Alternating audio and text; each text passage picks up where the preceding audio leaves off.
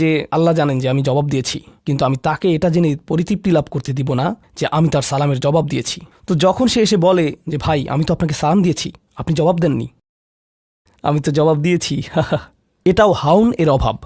আল্লাযীনা ইয়ামশুনা আলাল আরদি হাওনা, মানুষের প্রতি বিনয়, শিশুদের প্রতি করুণা, বয়স্কদের প্রতি করুণা, এমন মানুষদের প্রতি করুণা যারা এর যোগ্য না। আর প্রসঙ্গক্রমে এর অর্থ এটা না যে আপনাকে অপমান করার সুযোগ আপনি মানুষকে করে দিবেন। এমন পরিস্থিতি আছে আমাদের পরিবারগুলোতে, আমাদের বন্ধুবান্ধবের মাঝে, আমাদের পরিসরে, যেখানে কিছু মানুষকে অবমাননাকর হিসেবে পাবেন। এমনটা ঘটে। আপনার পরিবারে এমন মানুষ রয়েছে, কখনো কখনো আপনার পিতামাতাও এরকম হতে পারেন।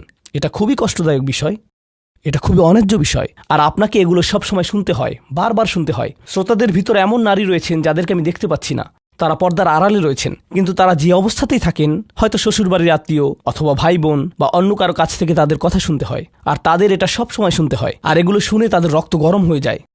তখন কি করবেন? আপনাকে তখনও বিনয় ধরে রেখে যা করা শিখতে হবে তা হলো প্রথমত সেরকম পরিস্থিতি থেকে দূরে থাকবেন। যদি জানেন যে মেজাজের ভারসাম্য হারিয়ে ফেলবেন, তখন সেখান থেকে বেরিয়ে যান। এই মুহূর্তে আমি এই আলোচনায় অংশ নিতে পারবো না, দুঃখিত, আমি একটু হাঁটতে যাব। রাগে বিস্ফোরিত হয়ে যাওয়ার আগে এটা থেকে বেরিয়ে যান। এটাই প্রথমত এবং প্রধানত ইয়ামশুনা আলাল আরদি হাওনা।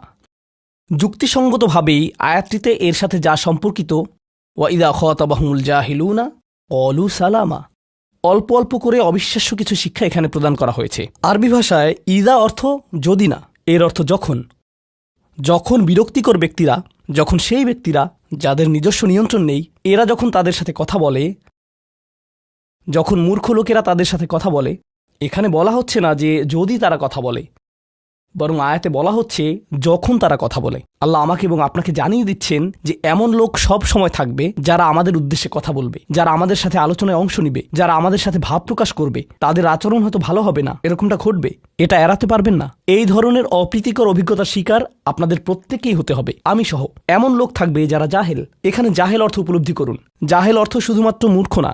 যখন মুসা আলাইহিসসালামকে গরুর বাছুর সম্পর্কে জিজ্ঞেস করা হলো, তিনি বলেছিলেন যে তোমাদেরকে একটি গরু কুরবানি করতে হবে।